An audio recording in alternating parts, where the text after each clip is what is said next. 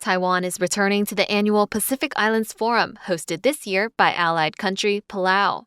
It marks the restoration of the delicate status quo at the regional conference, which from Saturday will bring together representatives from 18 island member states, along with regional partners, including the U.S., Japan, and China. These countries have dialogue partner status, allowing them to take part in official sessions and policy discussions.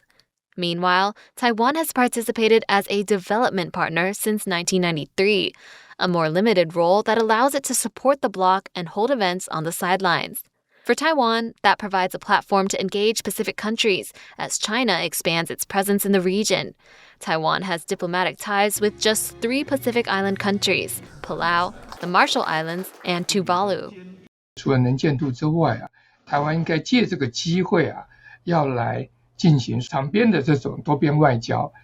那当然另外一个我觉得很重要的就是积极的要譬如说跟这次出席的这些对话伙伴，特别是像是美国日本澳洲纽西兰这些，简单的来讲就是对台湾相较友好的这些国家。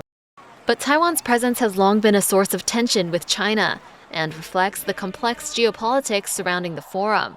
China considers Taiwan part of its territory and opposes the country's participation in international organizations.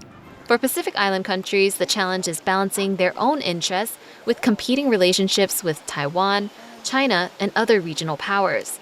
Last year, the Solomon Islands, which cut off diplomatic ties with Taiwan in 2019 in favor of China, blocked all non-member states from the forum. It reportedly followed Beijing's attempt to exclude Taiwan, but the ban also shut out China.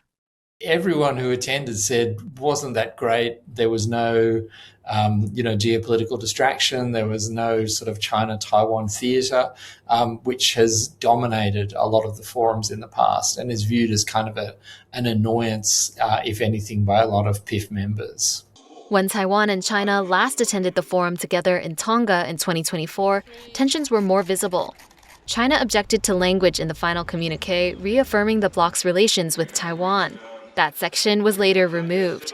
And earlier this month, Pacific foreign ministers failed to agree on whether to condemn China's July missile launch. 2 members abstained, sparking renewed criticism that outside powers are influencing the forum's decisions. What's very clearly the case here is that although when we call ourselves the Pacific, exactly that, there are some countries that are using the need for consensus to actually respond to outside partners' wishes rather than those that belong to the Pacific Islands Forum.